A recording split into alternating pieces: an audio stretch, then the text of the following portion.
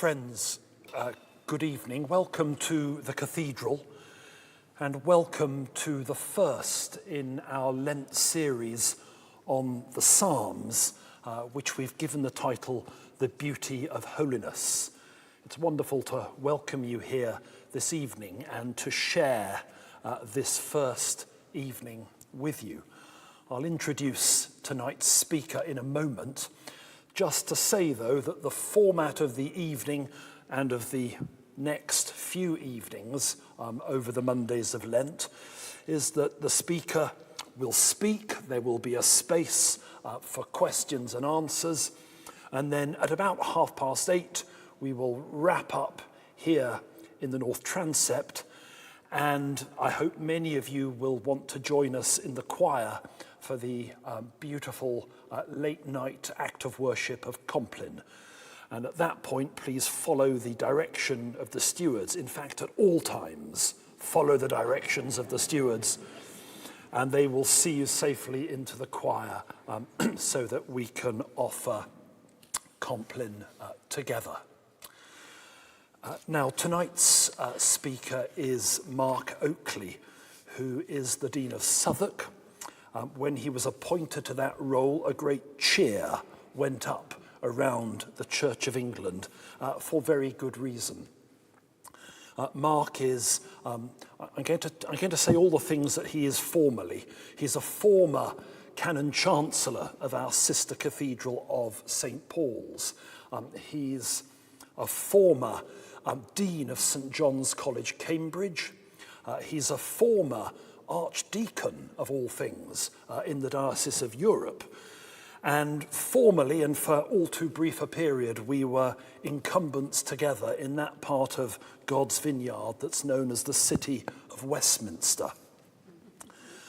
More important than any of that, though, is that Mark is a peerless interpreter and illuminator of the faith through the medium of poets' voices.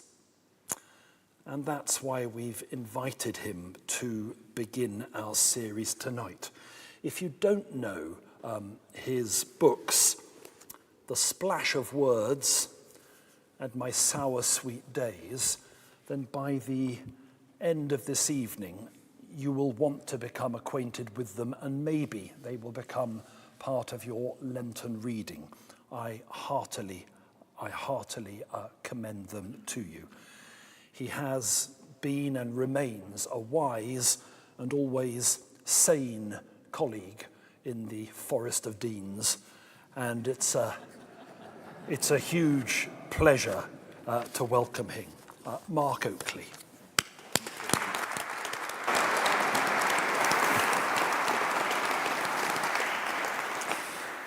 Well, thank you, Nick, very much indeed. It's very good to be here, and I thank you very much for your invitation to be part of this series, indeed to be the first in the series and sort of set the scene for what's coming. There's an old story that's told about a very holy monk whom the demons were very busy trying to tempt. Nothing worked, and they went over to a tree and they rested underneath. Suddenly their lord, the devil himself, saw them and asked why they were so tired. "It's that monk," they said. "We've tried everything on him. We've tempted him with money, with wine, with food. We've tempted him with women, with men. Nothing works." "Wait here," said the devil.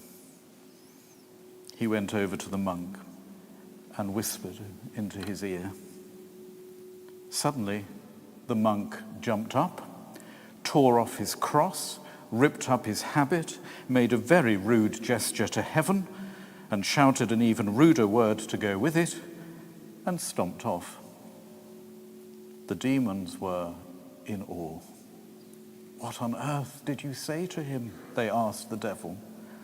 "Oh, I just told him that his brother has been made Bishop of Alexandria. Well, we all have our limits, and an invitation to Salisbury Cathedral to offer a few thoughts on the Psalms was a lovely temptation that I couldn't resist, so thank you. The Psalms are, according to many polls, the most loved book of the whole Bible. And you'll be hearing lots of perspectives on them, how they lie at the heart of both Jewish and Christian worship and faith, a shared bond and blessing between our two communities. You'll hear how they are used daily, and you know this here, in Anglican worship, from settings sung in choir stalls to translations for worship bands. You'll hear, I should think, about the monastic life and how it is built on the scaffolding of reciting the Psalms, chanted often in such a way as if they are the lungs of the church, breathing as we are meant to. You'll learn how they can sometimes shock, lots of teeth being smashed and babies being battered and so on. How they can sometimes go on a bit. Too many verses at evensong stopping me getting home in time for the news. You'll hear how they can amuse from time to time and get a snigger. Neither delighteth he in any man's legs, often gets a wink from a lay clerk. You'll hear how they can move and inspire. I will lift up mine eyes unto the hills, from whence cometh my help. My help cometh from the Lord, which made heaven and earth. You'll probably hear how they bring hope at the end of a life. The Lord is my shepherd. I shall not want. In other words, you'll be hearing how they are the biblical book for all seasons, for all the seasons of the human heart, from the hard winter of seeming absence of God, doubt, despair, desolation, to the autumn of gratitude. Remember, John Donne said, in heaven it is always autumn. His mercies are ever in their maturity. To the spring of fresh and hopeful praise and purpose, and to the summer of just enjoying being with God, soaking up his warmth, no matter what comes along. The Psalms are there for all the seasons of the human heart, and they are all there to be discovered afresh, explored, celebrated, and of course prayed. This is a great series that you have this Lent in which to dive deeper into all this. And I've been asked to kick off the series with a very general introduction. But before I do this, I want us to get something really fixed into our heads. Psalms are poems. And so before we look at the Psalms in general, I just want us to think for a minute or two about poetry and why it might be that the book of 150 ancient poems is the most loved book of all in the Bible. And I do this because I know that if you are told that the Psalms are poems, many of you will be put off instantly, because that word poetry is a bit scary for many people. It has bad memories of boredom or humiliation at school as you tried to understand or remember or recite a poem. And sometimes then you maybe have tried later in life to come back to poetry. You've gone into a bookshop, you've pulled off a poetry book and you've opened it up and you've started to read and you've realised this is language but not as we know it, and there seems to be a hell of a lot of space on the page. You don't get many words for your money in this book, and then you do read it and it doesn't make much sense and you just slip it back on the shelf. And a lot of people have had that experience, I think, and there's a sense, I think, in many people that it's too much work for too little reward. That's a sort of general complaint that you can hear from people who say they don't like poetry. There's even a word for all this. It's called metrophobia, the fear of poetry. Not fear of London transport, but the fear of poetry. But I've spent over 30 years now trying to help people of faith understand that poetry is their native language. That when we talk about poetry, we're talking actually about a soul language, a way of crafting words that distills our experience into what feels like purer truth.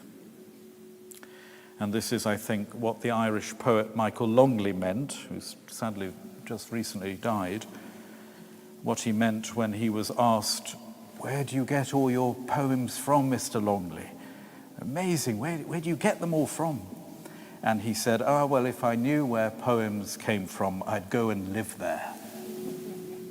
There's often a sense of homecoming in reading a poem. People will often say, won't they, when they're reading a book that they're enjoying, a novel that they're enjoying, they'll say, "Oh, it's unputdownable." But I think a good poetry book is very putdownable, because you read a line and you have to put the book down. You're trying to catch up with what you've just read. It's come as a bit of a surprise, a shock, and you've got to appropriate this, and it's taking you off into a new landscape. And the way I often put it is that the unforeseen suddenly has become the indispensable. So a good poetry book should be very putdownable. Auden, W.H. Auden, once said that poetry is the clear expression of mixed feelings. And that is very evident in the Psalms, as you'll be discovering over the coming weeks. I suppose, like going on holiday, part of the fun of poetry is being lost. You know, no matter how you plan to go on holiday, no matter how prep you do, how much Googling you do, actually part of the fun of going somewhere abroad is just knowing you're going to be a bit lost and confused from time to time. And that is part of the fun. And I think it's the same with poetry. You just have to accept that and hang around with the poem for a while. You will be confused by poetry often. As I say, this is language that's gone to the gym. It's acrobatic language.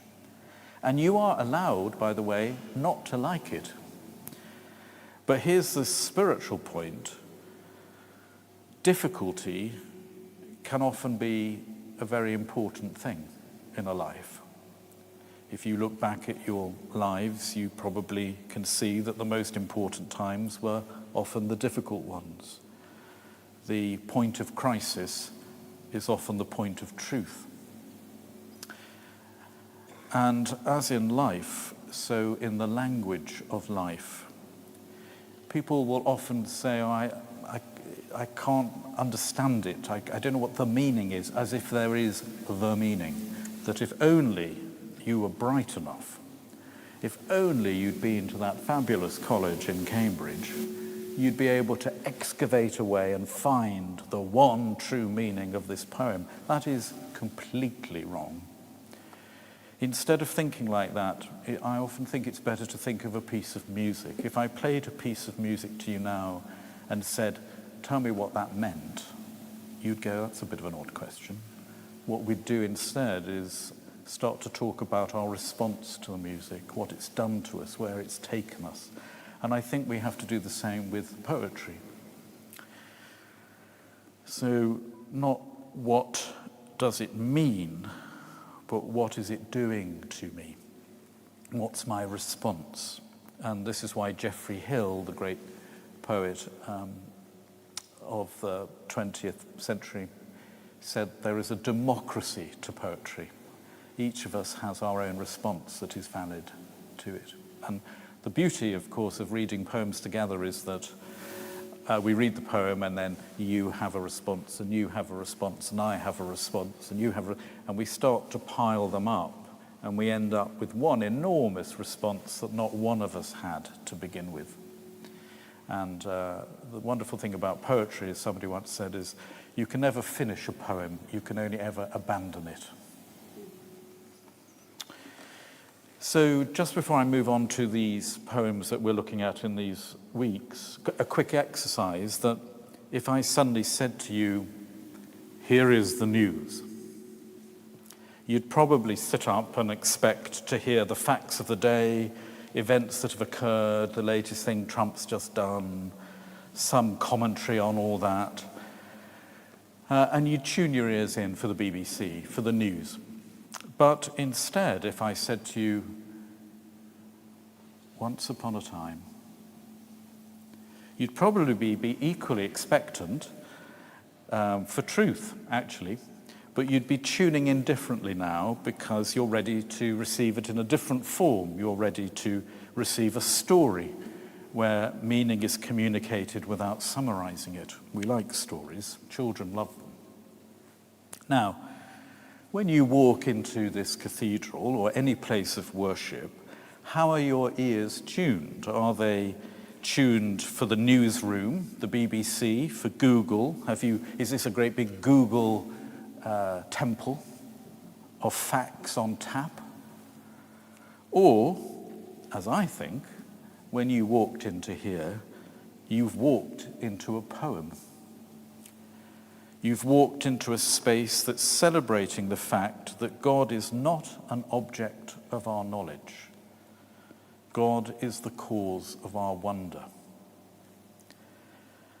And you see, to walk in with expectations, if you've got your news ears tuned in, you're going to get very frustrated because what comes at you when worship begins is poetry in motion. And it leads to a lot of people getting very frustrated because they think that they're waiting for truth to come in one form and they're getting it in another. It's a sort of category error, and it causes a lot of frustration.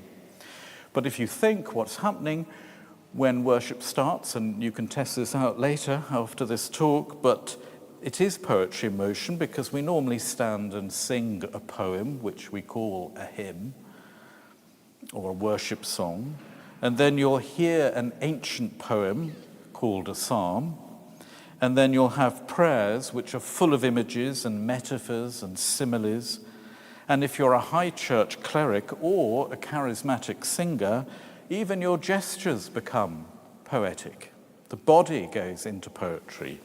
Arms go into the vocative as a language is sought to praise the mystery and reality of God. And if you think just for a moment about your own life again, about when you fall in love, and there may be people out there as I look at you now who are deeply in love with someone. I can see one or two ruddy faces. Perhaps you're in love. But if you remember the language you use when you're in love, the last thing you are is a literalist. When we fall in love, when we're in love, we're looking for a language that is going to express what we feel, and we will go to every length to describe the loved one and our feelings for the loved one. We all become poets as we scurry around trying to do justice to the reality of who we are in relation to them. And I say we take language to the gym to do a bit of a workout to get fitter for purpose. So poetry is certainly the language of the lover, the language of love, and that simply is why it has to be the language of the church, the language of faith, love of God, love of neighbour. So sometimes there are things that are far too important to be merely literalistic about. And as I used to say to students to wind them up, fundamentalism is to Christianity what paint by numbers is to art. So, when you open the book of Psalms, it is just like opening an anthology of poems. They are a collection of unconnected verse, verses that differ in style, in subject matter, in emotional intensity, and in purpose. They aren't poems that are intimately related, so you haven't got to find the thread that's linking them all together. There isn't one particularly. They are, of course, when they're read in English, poems that are in translation from the Hebrew. So some of the original poetic forms and sounds are lost, and maybe next week, I think it is, when you have a rabbi with you, you'll hear more about the original language of the Psalms. Because, well, translating poetry is not an easy thing. I always think it's like boiling strawberries. You're left with something of the colour and taste, but it's a bit of a different dish. A good example of how translations differ would be Psalm 12, verse 4.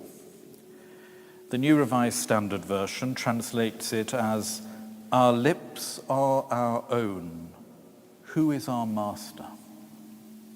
Two other translations in Bibles say, however, "We will say what we wish and no one can stop us." And another, "With words as our ally, who can master us?" But the New International Version rather startlingly offers, "Our lips are our plowshares." You're getting the drift that trying to translate isn't always easy. And instead of the New Revised Standard Version's translation of Psalm 58:7, "Like grass let them be trodden down and wither," the Revised English Bible provides, "May he aim his arrows, may they perish by them." And the New International Version says, "When they draw the bow, let their arrows be blunted." But I think the worst is the distance between that, the New Revised Standard Version's translation of Psalm 77:4. So the New Revised Standard Version says this, "You keep my eyelids from closing." The Good News Bible translates that as, "You keep me awake at night," as if God was a rather bad case of indigestion. Some psalms are very short, like 117. Some, like its neighbour, 119, seem endless. Some, like 139, are intensely personal. "Lord, you have searched me out and known me." And others, such as 2, deal with matters of failing international politics. Why are the nations in turmoil? Why do the peoples hatch their futile plots? Psalm 146 ponders the nature of God. "The Lord feeds the hungry and sets the prisoner free," whilst 8 reflects on human fallibility. "What is a frail mortal that you should be mindful of him?" 92 expresses deep faith. "It's good to give thanks to the Lord, to sing praises to your name most high." 88 sounds a bit different. "You have taken friend and neighbour far from me. Darkness is now my only companion." Trying to work out who is speaking to whom isn't always easy. Most often, a believer or doubter is addressing God. "Lord, out of the depths I have called to you." But sometimes the author is addressing, if not a live audience, then a local or national community. "Hear this, all you peoples. Listen, all you inhabitants of the world." There are occasions when the author seems to be taking down words that God is dictating. "Listen, my people, and I shall speak. I shall bear witness against you, Israel. I am God, your God. Because of all this, St. Augustine, who wrote a great deal about the Psalms, said that the Psalms voice earth to heaven and heaven to earth. Sometimes it sounds as if the author is addressing neither God nor humanity, but the company of heaven. Ascribe to the Lord, you angelic powers. Ascribe to the Lord the glory of his name. In others, it's as if the author is musing internally or aloud, but not speaking to any third party. Though I walk through the valley of death, I shall fear no evil. So we don't come to the Psalms expecting everyone is going to warm our spiritual cockles and be talking about God's love for me. Some of them are going to be much trickier. Some of them won't immediately attract you. Some need a bit of research even. But all of them are expressing part of this shadow play of a pilgrimage that we know as a human life. So with that as background, celebrating the truth, as I often put it, it's not my phrase, it's the phrase of the Australian poet Les Murray, that God is in the world as poetry is in the poem. Let's just explore what we know about the Psalms as a general introduction. What we have, as I say, is a miscellaneous collection of Hebrew poems of many sorts. The majority are prayers to God, either by an individual or a group, and are often classified as laments, although in some cases petitions might be a better term. Hear my prayer, O Lord.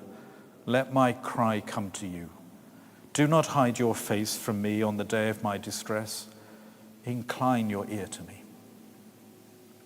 These prayer poems may be made in the name of an individual or of the collective Israel. So we often hear scholars talk of individual laments or communal laments.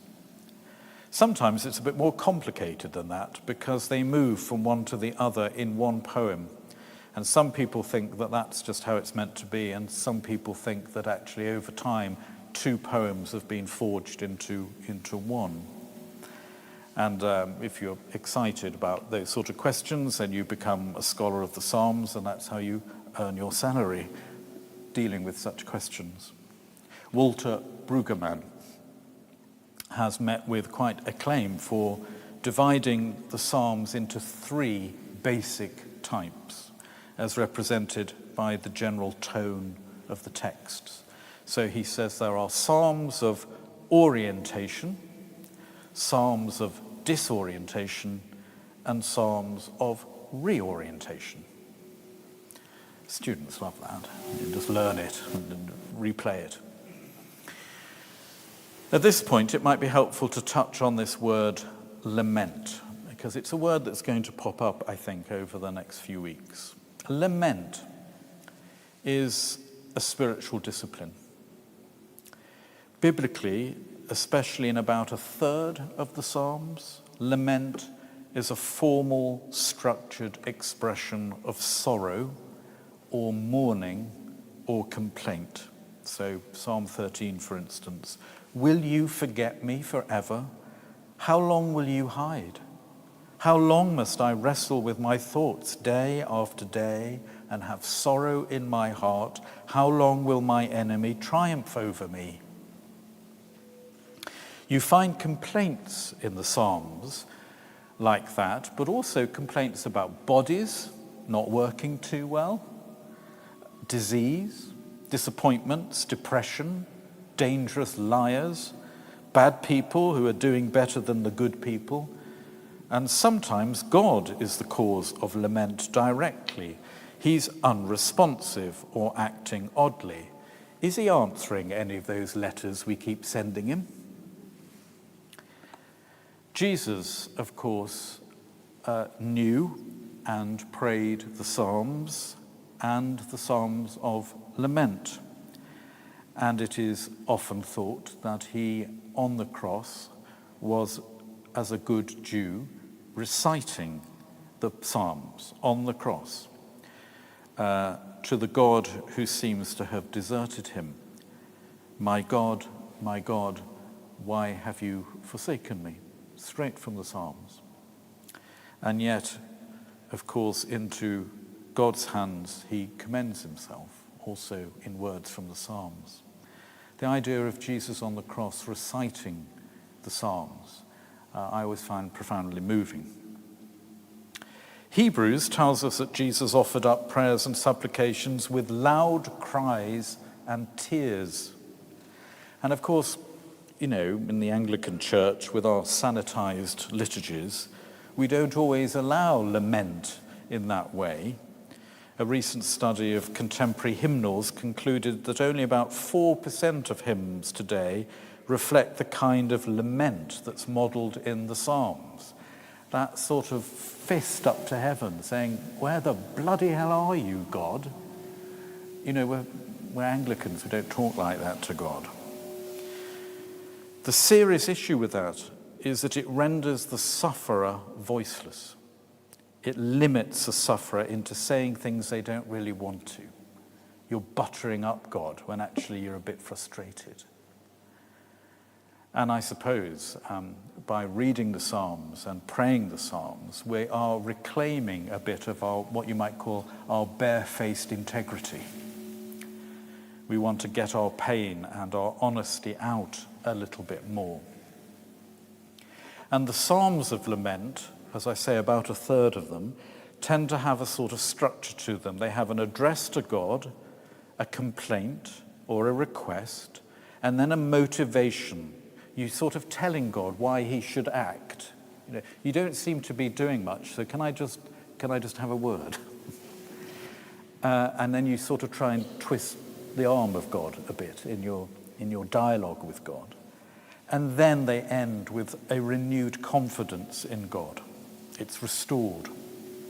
And scholars note that the lament psalms do their work of helping people to die completely to an old situation, the old possibilities, the old false hopes, the old lines of defense, and say, as it were, that's all over now. So the Psalms are liminal. They're helping you from one old landscape into a new, but you can't just nip on a bus. You've got to start being honest and voicing new thoughts and sometimes difficult things. But as long as you're doing it, the journey's taking place. And you will end up, and this is how the Psalms do end up, in a place of restoration. So the Psalms, if they are used in this way, and scholars will say this is the effect of the Psalms, are helping people's inner life cope with difficulty and change because of the way they're structured in a lament. And in praying through lament, a few things are happening. So first, by expressing the feelings and experience of suffering, it begins to restore some sense of order.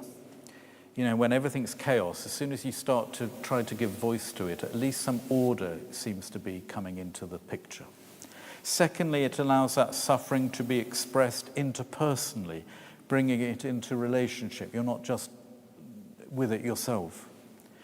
Praying lament addresses God, and your hurt is brought into the relationship with him.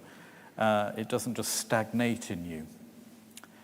And the covenant with God is respected, and it's not made into a false relationship with one side only saying nice things and therefore not being themselves.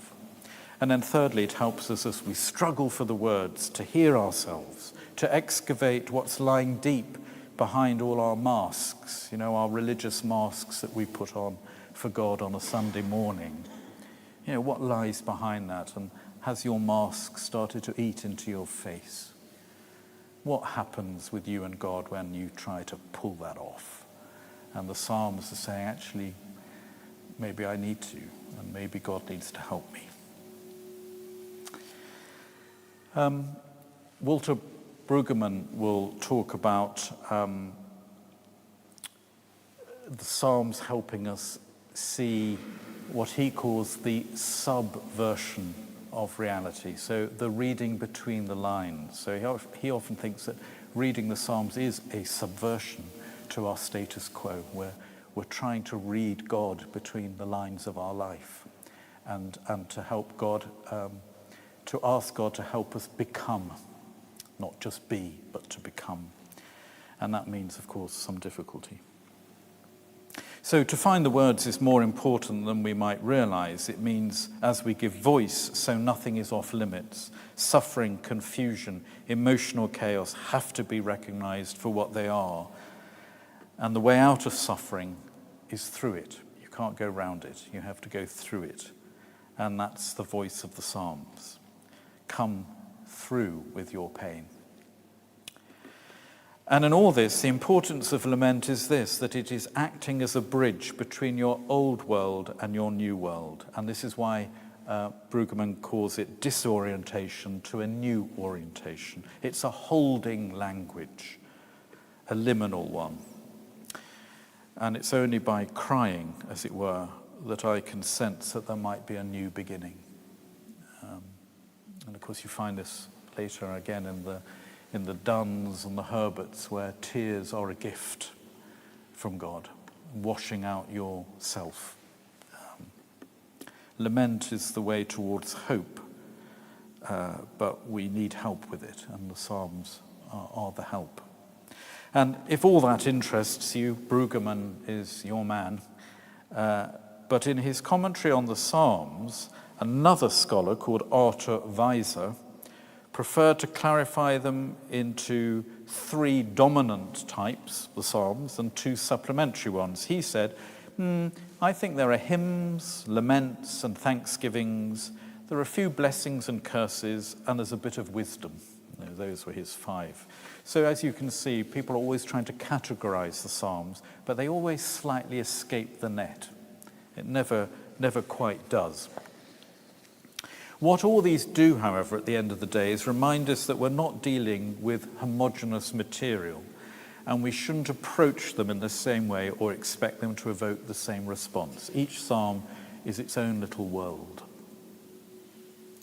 By the way, we don't know who wrote all these psalms. Some think King David did. Some think he wrote some of them. Some think that's a lovely tradition, but it's a very doubtful one. One or two clearly presuppose the exile. By the rivers of Babylon, there we sat down and wept when we remembered Zion. Others, such as Psalm 72, imply that there's still a king on a throne. But, most come from a variety of periods in the history of Israel. And they could have been produced by scribes, by temple singers, or other poets whose role in society is unknown to us. So we don't know who wrote these. What about their use? How were they used? Well, there's little evidence in the Bible for this, although Chronicles says that they were sung in the temple during worship. Even if the laments were used in the temple, they were probably not sung communally. We shouldn't imagine congregational singing like Cum Ronda, or even a very large choir. The individual lament psalms were probably performed by an individual, not necessarily by the sufferers themselves, but more likely by a professional lamenter. Jeremiah tells us that there were mourning women who would sing a dirge over the deceased. Were the psalms written for use in worship? We don't know. Salisbury, of all places, will know how lyric poems designed for private consumption are sometimes used in worship. Think of George Herbert. Likewise, hymns intended for corporate singing can be used in private prayer, like Luther's hymns.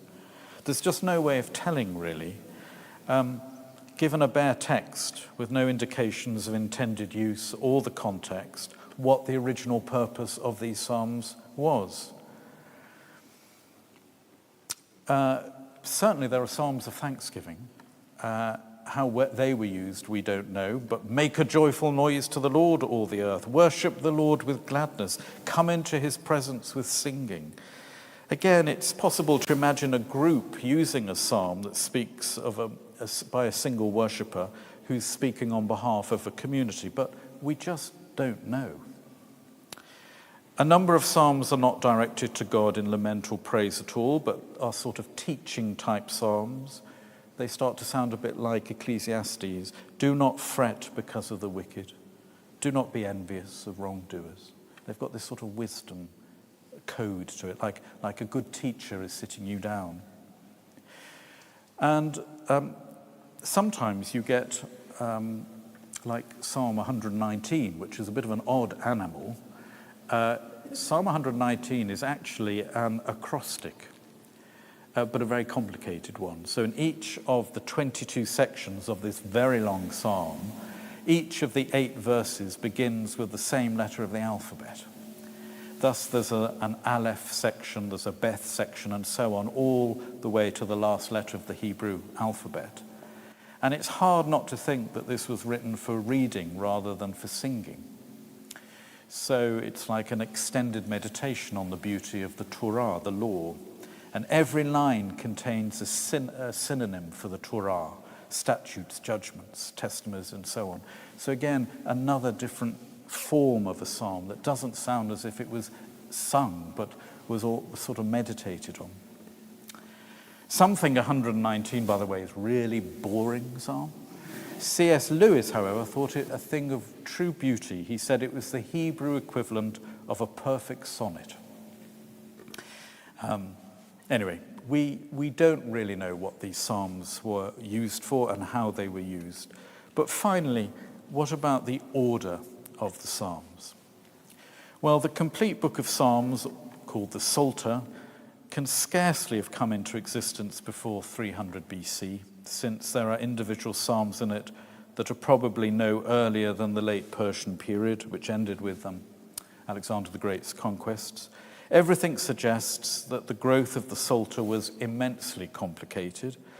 As it stands, it is rather like the Pentateuch or the Torah, divided into 5 books, but the divisions don't correspond to breaks in theme or sense. It's a rather artificial separation. However, though not captured in the sections, the Psalms do have discernible themes. So if you're reading the Psalms, you're going to be reading about creation, God and Israel, prosperity and suffering, the nature of God, God and David, Jerusalem, and the Torah. Those are the themes that are always in the air. So time is short, and I apologize for this gallop through these introductory themes that others are going to take up in more detail through your series. But what I ask as you listen through this series over the next coming weeks is, please don't forget the poetry, nor forget the work that a psalm might be doing in the inner landscape to help you reorientate your life through some acknowledgement of rupture or pain or doubt. The psalm acts as a sort of poetic compass, always pointing north, though your ship is rocking everywhere. So let's end by listening to one psalm and hear the poetry. Psalm 91. He that dwelleth in the secret place of the Most High shall abide under the shadow of the Almighty. I will say of the Lord, He is my refuge and my fortress, my God. In Him will I trust. Surely He shall deliver thee from the snare of the fowler and from the noisome pestilence. He shall cover thee with His feathers, and under His wings shalt thou trust. His truth shall be thy shield and buckler. Thou shalt not be afraid for the terror by night, nor for the arrow that flieth by day, nor for the pestilence that walketh in darkness, nor for the destruction that wasteth at noonday. 1,000 shall fall at thy side, and 10,000 at thy right hand, but it shall not come nigh thee. only with thine eyes shalt thou behold and see the reward of the wicked. Because thou hast made the Lord, which is my refuge, even the Most High, thy habitation. There shall no evil befall thee, neither shall any plague come nigh thy dwelling. For he shall give his angels charge over thee, to keep thee in all thy ways. They shall bear thee up in their hands, lest thou dash thy foot against a stone. Thou shalt tread upon the lion and adder, the young lion and the dragon shalt thou trample under foot. Because he hath set his love upon me, therefore will I deliver him. I will set him on high, because he hath known my name. He shall call upon me, and I will answer him. I will be with him in trouble. I will deliver him and honor him, and with long life will I satisfy him and show him my salvation. Thank you.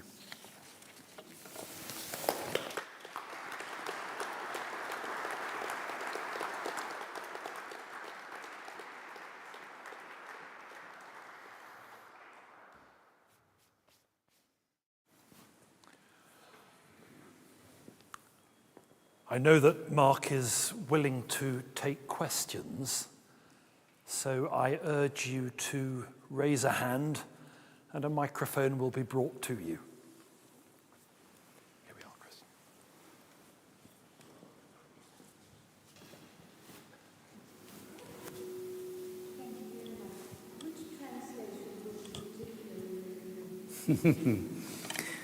That old question that traps every vicar. Which translation should you use? Well, I've just read, of course, the one that you'll find in the old prayer book, because I do find them beautiful. I love the resonances and rhythms of that. Rhythm, of course, is such an important part of the Psalms. I talked about them being the lungs of the church. And there is something about recitation that is very natural to the body. So I often have to remind people of this, that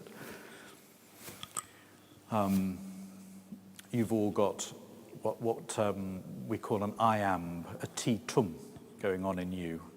Each of you, at least I hope each of you, has got a little rhythm going on in you now. T-tum, T-tum, T-tum. And if you take one breath, how many T-tums can I get in that? T-tum, T-tum, T-tum, T-tum, T-tum. 5. 5 T-tums or 5 iambs, which is iambic pentameter. And that is the main line of rhythm in most English language poetry. Shall I compare thee to a summer's day? Butter my heart, 3-person God for you.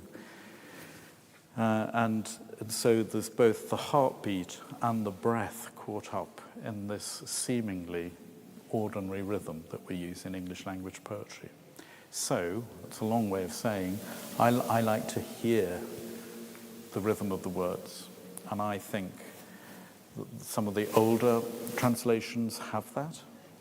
However, day by day, I use the ones from the New Revised Standard Version, which I think are perfectly acceptable and rather beautifully done. I've been turned off, it must be 8:30. I wouldn't go to the Good News Bible, as I just, you keep me up at night. Yeah, but those are the two that I tend to work with most. Yeah.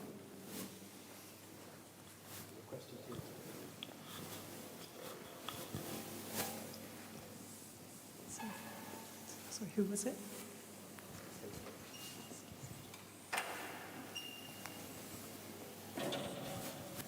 Yeah, I think in a way my question's been asked of you.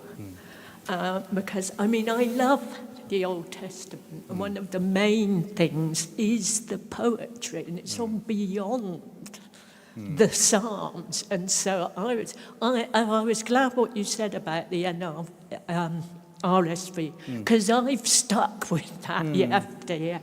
And one reason is for me is the poetry and the way they put forth the words and the words, because some of these very modern versions I find even the prose is too prosaic, so what they then go on to do with the poetry doesn't bear considering for too long.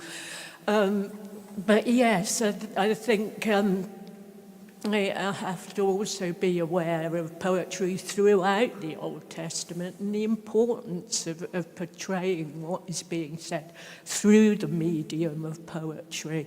The Psalms are the most obvious, of course. Yeah, and the prophets use a lot of poetry to show people who they've become and why they might need to do a U-turn. I think there's a lot of stress sometimes in the church, and I say this to people who are learning how to preach. There's a lot of talk about relevance, and I say, well, I think it would be better if you tried to focus on resonance. There's a difference.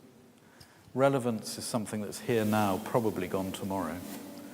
Resonance is trying to voice and connect with something that is perennial in you because you're a human being.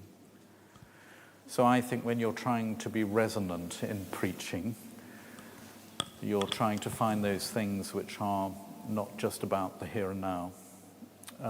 And I would like to hear the resonance, I think, in a translation. There's something of a depth, a significance to it, rather than just trying to, find words that you'd put on a fridge magnet.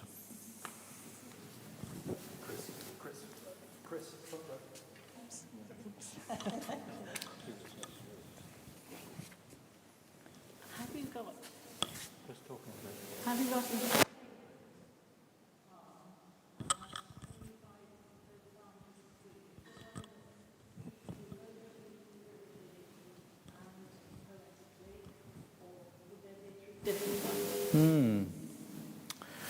I've been asked, just in case you can't hear, about whether I've got a favourite poem and whether the one that I might like poetically is the one that's also reaching me spiritually and so on, and emotionally.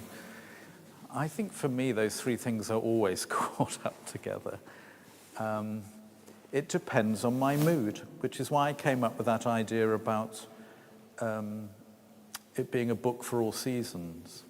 So there are some days where, I'm sure you're never like this, Nick, but I feel like I'm a bit of a grumpy dean this morning, and I'm rather fed up with the Church of England, and frankly, I just don't know what I'm doing, and why have I got to go to another 16 committees, and what's that got to do with being all that stuff, which I'm sitting there, and I read the Psalms, and you just get that sense of complaint. And that psalm for that day will be one of my favorites. And then there are some, and that's why I'm looking forward to Compline. I often think psalms at Compline are some of the most beautiful. I won't spoil it for you. But I do think that, they are intensely personal. And it's almost like a lullaby in that instance. It's making me want to nod off with God. Or as Herbert said, more than in bed, I rest in your love more than in my bed. And there's a sense of that you get in some of the Psalms. And I think the Compline Psalms, 1, 2, 1, and so on, are probably my favourites. Thank you very much. Mark, you've spoken eloquently about the Psalms enabling us to express all our feelings, not just the acceptable ones, but how we're really feeling deep down. And we know that there are Psalms which express really shocking things, like battering babies against the rocks. And I'm wondering how you feel about what we can use in public worship. And, because there are things that we edit, aren't there? You know? and just how you feel about Yeah, that. they're often left out, aren't they? Sometimes. Do you leave out the difficult verses? Yeah. I think there's a very good reason for doing that, because quite often the people that are coming into cathedrals particularly are visitors who have no sense of the context. But I also think this about some of the biblical readings we give them.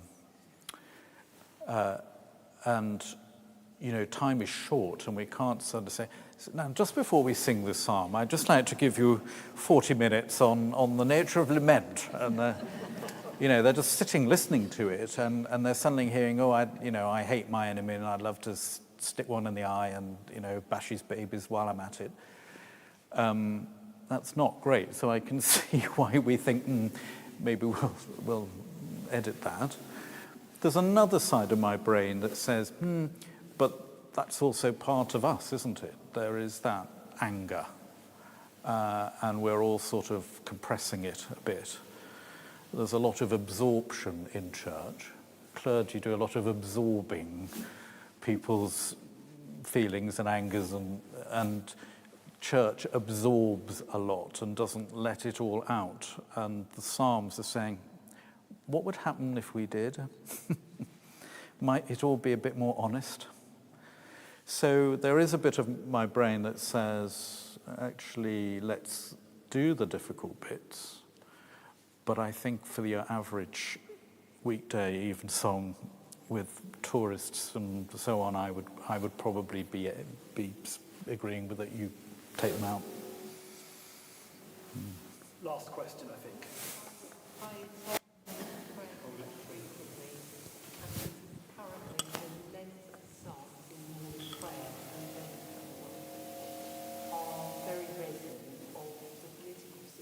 Yeah. Do you have any, and that sort of leaves me feeling glum for quite, sorry, that leaves me feeling glum quite a while. They're particularly Lenten. Do you have any antidotes? To the glum side. To the glumness. They're very important in the sense of what you say about resonance, but sometimes I just need an antidote. And, you know, I love the 23rd Psalm, but other than that, do you have any suggestions? Well, I always think, stick with the tone of the psalm. So if it's glum, you know, just bring out your inner Eeyore, you know, because Tigger's round the corner, because you're going to get the canticle, the gospel canticle, which will either be the Magnificat, which is my soul, you know, gives, or it's going to be the Benedictus, which is also a thing of great beauty and hope. So I think in itself the office of morning and evening prayer is also taking you on that, you know, it allows you to be a bit glum and complaining and the shadows come in. But I don't think it leaves you there. I think it's saying, you know, let's carry on. So I think that's the antidote. I think it's sort of in there. But I can see how you might be still stuck with thinking about that psalm and what effect it's had on you. But maybe that's a good thing. We need to draw to a close. My favourite psalm verse, the one that applies most pertinently to me, is the verse that says, "My confusion is daily before me." But Mark, tonight, and I suspect in the weeks ahead, some of the confusion is going to clear because of the resonance with which you have addressed us tonight. You have set us a context and you have tuned our ears, and we're ready for what Lent has to offer us through these wondrous poems. So, from all of us, thank you very much indeed. Thank you.